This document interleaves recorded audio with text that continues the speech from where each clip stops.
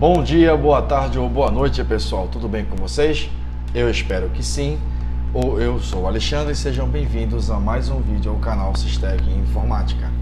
Hoje nós vamos dar sequência à nossa certificação LPI com o objetivo 103.3, gerenciamento básico de arquivos. Mas antes, vamos à nossa tradução simultânea, tá? Vamos entrar aqui no site da LPI, vamos lá. Devia ter aberto isso aqui antes, mas não abri, agora já foi, então vamos lá.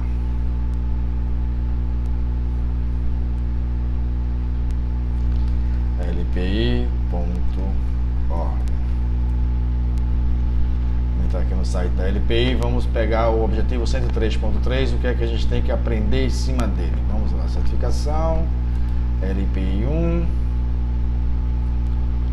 aqui está, cadê,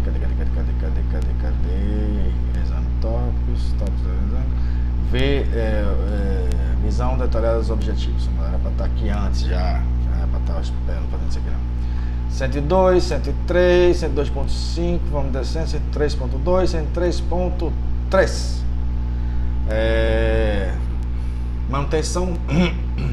Manutenção de arquivos, tá? Peso 4. Aqui, candidatos terão que ter habilidades para usar comandos básicos de Linux para manutenção de arquivos e diretórios. Áreas de conhecimento: copiar, mover e remover arquivos e diretórios individualmente. Copiar múltiplos arquivos e diretórios recursivamente. Remover arquivos e diretórios recursivamente. Uso simples e avançado do uCards, caracteres especiais em comandos. Usando o comando find para localizar e agir em arquivos baseados em tipo, tamanho ou tempo ou hora, tá? Usar a utilização do tar cpio em dd. A seguir, a lista parcial dos termos usados e os arquivos e utilitários, tá? Então aqui eu terei o cp, find, mkdir, mv, ls, rm, rmdir, tot, tar, cpio, dd, file, gzip, unzip, bzip2, bunzip2, xe, unxe e file globin, que é um nome lindo para dizer que são caracteres especiais. Então isso aqui é o que a gente vai ver hoje. Só que aqui olha o seguinte, eu tenho slides prontos. Então o que é que eu vou fazer? Que eu vou usar os slides, tá? Então a gente vai aqui abrir o slide e começar com o nosso primeiro comando, o comando chamado ls. Veja só, quando você entra numa pasta, numa pasta lá, qualquer do sistema, você precisa saber o que tem nessa pasta, tá? Então a ideia disso é você listar o conteúdo dessa pasta. Então o ls é para isso. Acontece que o ls, quando você digita ls sozinho, ele vai listar para vocês em formato de colunas. Eu vou mostrar aqui o ls na sua via normal. Eu vou aumentar a fonte aqui para facilitar a visualização. Deixa eu aumentar aqui.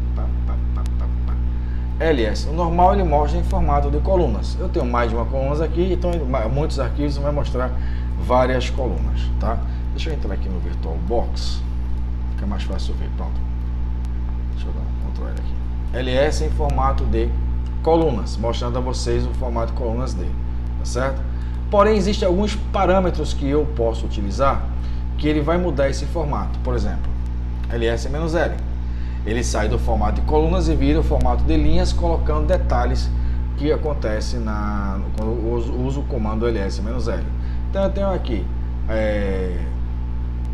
permissões, nome do usuário criador, grupo primário do usuário criador, data e criação da pasta ou arquivo, e aqui eu tenho a pasta ou arquivo. Da mesma forma que eu estivesse colocando aqui, ls-l me daria as mesmas informações, tá certo? Onde eu teria as permissões, perdão gente, usuário e grupo criador, pastas, aqui eu teria permissões, usuário e grupo, data e criação, tamanho do arquivo aqui do lado, e a sua respectiva pasta. É aí que onde entra a questão do tamanho do arquivo. Isso aqui é em bytes. Então eu colocaria "-h", e ele colocaria o rótulo, kbytes, gigabytes, terabytes e por aí vai, tá certo? Para vocês terem uma ideia, eu vou entrar aqui na pasta download distro, que é uma pasta onde eu guardo as distribuições que eu faço downloads. A coluna aqui, onde tem o tamanho, estão baseadas em bytes. Então eu boto ls-lh, teclo enter e me transforma isso, o rótulo que eu falei anteriormente. Perdão. Só que o ls sozinho, ele não mostra os arquivos ocultos, ele só mostra os arquivos que estão visíveis. Então, o parâmetro "-a", ele vai mostrar todos os arquivos que iniciam, arquivos e pastas que iniciam com o ponto, indicando que é invisível, oculto ao sistema ls, tá?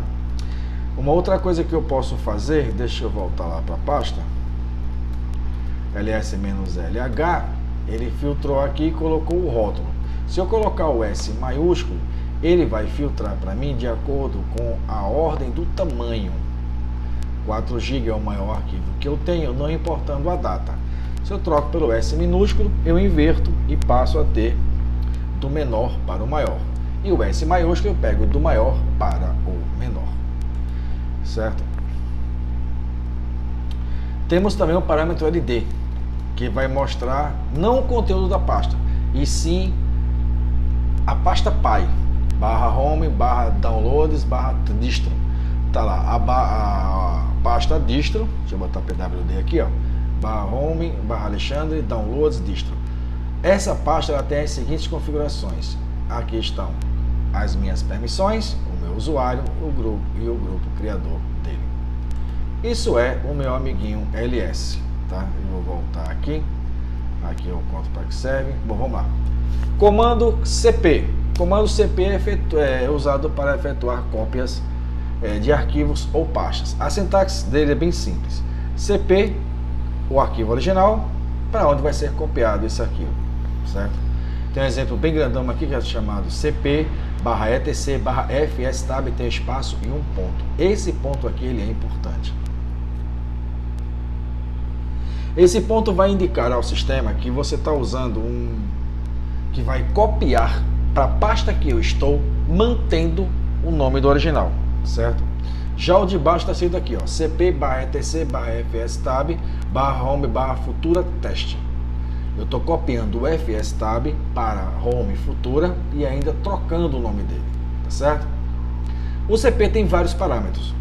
Ele tem um parâmetro "-i", que é o modo interativo, que é o seguinte: o CP sozinho, quando ele for copiar, se o destino existir, ele não vai questionar, vai nem perguntar para você se você quer substituir, se você não quer substituir.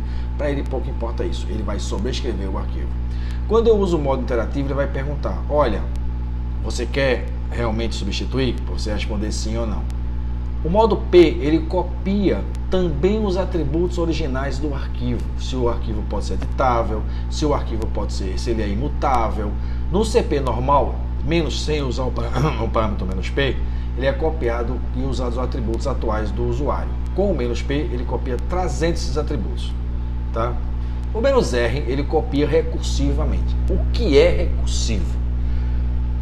O CP para copiar recursivamente só vai fazer sentido se for para uma pasta. Se você botar o "-r" para copiar um arquivo, pouca diferença vai fazer. É um arquivo que ele está copiando.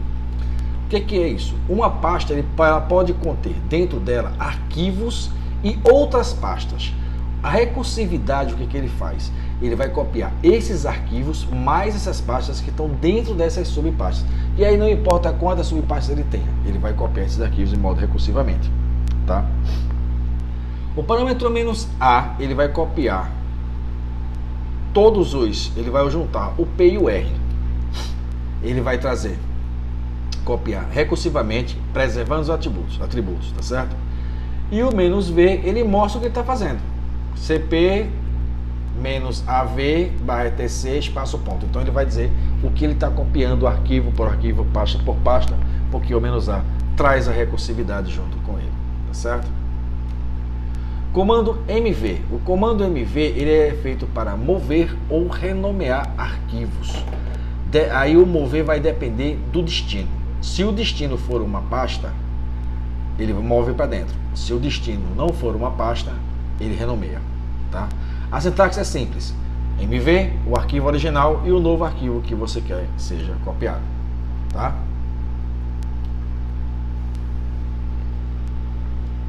Por exemplo, cp/tc/fstab.mv fstab test2.txt, ou seja, ele vai renomear o arquivo teste fstab para teste2. Se no lugar do teste2 fosse uma pasta, ele copiaria para dentro dessa pasta. O "-i" é o modo interativo e o "-v" é o modo verboso. O modo verboso ele vai mostrar o que ele está fazendo, só isso. Touch. O touch é nada mais nada menos do que criar um arquivo com tamanho 0. É um arquivo vazio de tamanho 0. Ah, mas eu posso abrir um VI e colocar lá para ele sem criar nada dentro. Mas quando você fechar, o tamanho dele não será 0. Você precisa pelo menos colocar, mesmo que você coloque nada lá dentro, caractere nenhum, ele vai ter um tamanho específico porque eu tenho os controles lá dentro. O touch não, o tamanho do arquivo é 0. Também serve para você fazer a mudança da criação, da data e a hora da criação de um arquivo, tá certo? Aqui tem um exemplo, touch-d, que aí ele vai trocar a data para 2007-08-10, ou seja, formato de ano, mês, dia, e esse arquivo teste.txt ele vai trocar. E aí ele bota a hora como meia-noite, tá certo? Porque eu não passei a questão de hora, segundo e milissegundo, que é importante na utilização do "-d". mkdir. O mkdir ele é feito para criar diretórios, e aqui tem uma coisa interessante. O mkdir, quando ele encontra, por exemplo, eu vou criar assim, músicas mp3. Se eu colocar músicas espaço mp3, eu vou dar um exemplo, deixa eu fazer aqui que é melhor. Então vamos lá. Eu vou criar aqui uma pasta, acho que eu tenho uma pasta chamada lixo, tem. O que é que tem aqui dentro? fstab. Então vamos apagar o fstab. Se eu usar o parâmetro "-i" aqui, ele vai perguntar se eu quero apagar, eu vou responder que sim. Então vamos lá. Eu vou criar aqui, ó, mkdir músicas espaço mp3. Tá. Teclei Enter. O que é que ele fez? Quando eu dar o ls aqui, você vai ver que ele criou duas pastas, mp3 e músicas. Por quê? Com espaço no mkdir, diz ao comando que onde ele encontrar o primeiro espaço, essa é uma pasta a ser criada e o mp3 é outra pasta a ser criada. Ou seja, ele vai criar duas pastas dentro do mesmo diretório. Mas a ideia não era essa. A ideia é criar uma pasta só como músicas espaço mp3. Para isso você vai ter que usar o caractere da barra inversa, que informa ao comando que não terminou a linha. Quando eu teclar Enter agora e botar o ls, eu vou encontrar mp3, músicas e músicas mp3 e botar ls -0 para vocês enxergarem melhor. Tá aqui, ó, mp3, músicas e músicas mp3. Isso é com a questão do espaço, ou seja, você pode criar com espaços várias pastas no mesmo plano, tá certo? Como criar com a barra inversa, criando com os espaços. Se você precisar criar uma pasta dentro de outra pasta, você pode botar aqui, ó, mkdir -p, que é o parâmetro para criar uma pasta dentro da outra, que criaria recursivamente este barra ou barra primeiro barra exemplo com M danado, exemplo barra da barra criação barra pasta. Teclei Enter, ele vai criar. Quando você der um ls, ele vai encontrar este. Se eu botar ls este, eu vou encontrar e aí por aí vai, o, fim, primeiro, tal, e vai até aonde tudo que eu mandei criar é onde estará essas pastas criadas recursivamente com o parâmetro "-p, certo? Aí eu tenho um outro comandinho chamado rmdir. O rmdir ele tem um detalhe, vou botar aqui rmdir, tudo junto, rmdir mp3, teclei Enter, o que é que ele fez? A pasta mp3 foi embora, não existe mais, certo? Porém o rmdir ele tem o seguinte, ele não apaga diretórios que não estão vazios, certo? Eu tenho esse diretório que eu criei, rmdir, vou botar aqui "-p, este, blá blá blá blá blá blá blá blá, pronto, que é a pasta que eu criei. Se eu usar nessa posição, posso preparar que ele vai apagar as pastas. Por quê? Nenhuma pasta dessa tem nada dentro, certo? Se eu tiver um arquivo em qualquer uma dessas pastas que foram criadas pelo mkdir, agora que eu criei, o RMD não vai funcionar. Ele funciona somente com pastas vazias, tá? Voltando para cá, RMD, vamos lá. O RM, ele é feito para apagar arquivos, tá? Eu tenho o parâmetro "-i" para perguntar, como eu fiz agora há pouco, o parâmetro "-v", que ele mostra o que ele está fazendo, o parâmetro "-r", que ele executa o modo recursivo, tá? Ou seja, numa pasta que eu tenha conteúdos de pastas dentro dela, o RMD não apaga. Diferente do que eu mostrei agora. O parâmetro "-p", se eu tiver um arquivo lá dentro, ele não faz. Mas o RM-R, tá certo? Ele vai apagar a pastas e todo o seu conteúdo dentro de uma pasta. Se tiver subpastas, arquivos, tudo eles vai embora. Vai, tchau, arrivederci, até mais. Ok? Comando find é um dos comandos mais, assim que eu posso dizer, flexíveis do mundo do Linux, tá certo? Ou seja, você pode fazer quase tudo aqui. Por exemplo, procurar através de critérios, hora de criação, hora de alteração, hora de modificação, novos arquivos, arquivos já existentes, uma série de coisas que você pode fazer. Inclusive você pode mandar executar algum comando, tipo assim, procura um arquivo e quando você encontrar esse arquivo, muda as permissões dele, e ele vai fazer, tá certo? Vamos aos parâmetros do comando find. Primeiro, o find ele é bem simples, parece complexo, tem muito parâmetro, mas ele é muito flexível. Vamos ao primeiro coisa, os comandos comuns do find. Se eu usar o parâmetro "-type", eu vou informar para ele, olha, eu quero que você me informe somente esse tipo de diretório. Vamos lá. Vamos aqui, vou botar aqui, ó, entrar aqui na raiz, find "-type d. Então, tecla Enter, o que ele mostrar para mim aqui será somente diretórios. Não haverá um único arquivo encontrado. Deixa eu dar uma coisa, eu sei que eu tenho muita coisa aqui. Então, o que acontece? O find, quando você não informa qual é a localização para ele buscar, por exemplo, /etc, ele usa a pasta atual que você está e vai fazer a pesquisa. Lembrando, ele é recursivo automaticamente. "-type d, certo? Eu vou dar um less aqui para poder a gente ter uma ideia do que ele vai mostrar. Então, preencheu a tela, aqui está o comando find. O que você encontrar aqui será somente pastas. Não haverá nenhum arquivo aqui, tá? Mas eu quero que ele mostre quais são as outras opções do find. Vamos lá, olha. D para diretório, F para arquivo normal. Então vamos colocar aqui o parâmetro F, dá um tempo. Veja que agora eu começo a ter motion.conf, playauth, ctrl+xml, media, aqui, opa, passei direto.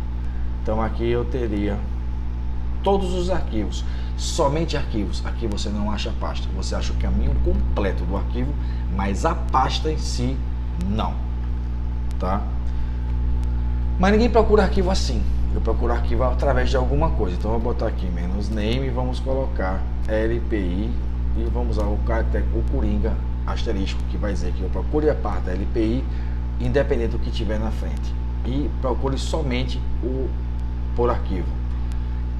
Eu posso eliminar qualquer parâmetro, certo? Eu vou procurar somente arquivo, tá aqui, ele não encontrou ninguém que começasse com o nome LPI e que fosse somente arquivo, tá? Então vamos tirar aqui o "-type F, vamos teclar Enter e aí ele vai encontrar alguns arquivos. Me deu permissão negada. Epa, foi mal, gente, foi mal. Deixa eu voltar aqui, eu errei. Eu disse que começasse pela ETC, pela ETC realmente não tem um comando LPI não. Então tecla Enter aqui, opa, não encontrou ninguém, certo? Vamos trabalhar aqui, ok. Ele estava fazendo a procura com arquivos com o nome LPI, tá? Vamos botar aqui o Ubuntu, tecla Enter, aqui ele vai fazer a pesquisa. O find ele é mais lento do que o seu maior concorrente, que é o aqui, encontrou aqui, ó, Ubuntu. Os dois Ubuntu, 18.04 e o 16.04, são dois arquivos que eu tenho dentro da minha máquina. Ele é mais lento do que o less, do que o locate, mas ele tem um motivo para tal. Então aqui ele está procurando, ele tentou encontrar, opa, encontrou um aqui, ó, LPI 101.3 PNG, certo? Porque eu disse que procurasse apenas por arquivos, tá? voltando para cá. Esse é o parâmetro menos name. Parâmetro user, eu posso dizer o seguinte, olha, procura quando for o usuário João, somente o usuário João. E aí eu vou filtrando para colocar, me traz somente diretório, me traz somente arquivo, de acordo com o que você queira com o find. Aí começa a flexibilidade do find. A time,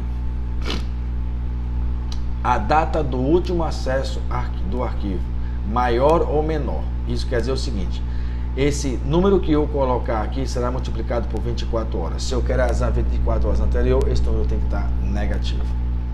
Da mesma forma acontece com o setTime, que é criação, mais ou menos 24 horas. MTime, modificação, mais ou menos 24 horas.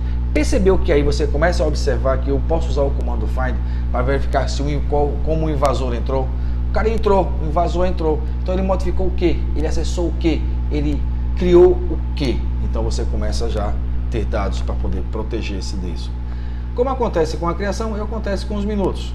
O AMIN é baseado em minutos, menos ou mais. 5 minutos, 20 minutos, 30 minutos, 60 minutos, aí você define. O CMIN é de criação de arquivos, tá?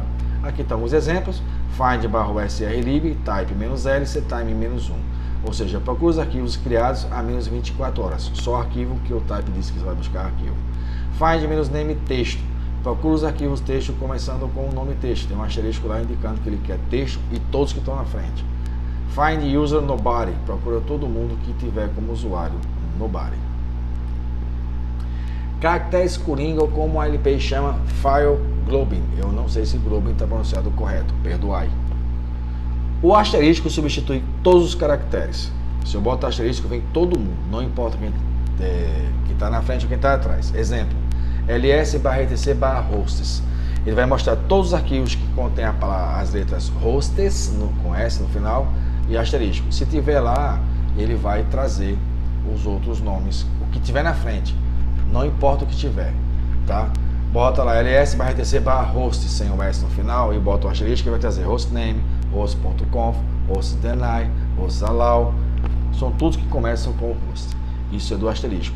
Quando eu trabalho com a interrogação, cada interrogação substitui um caractere. A cada vez que ele encontrar uma interrogação, ele substitui por qualquer caractere, tá?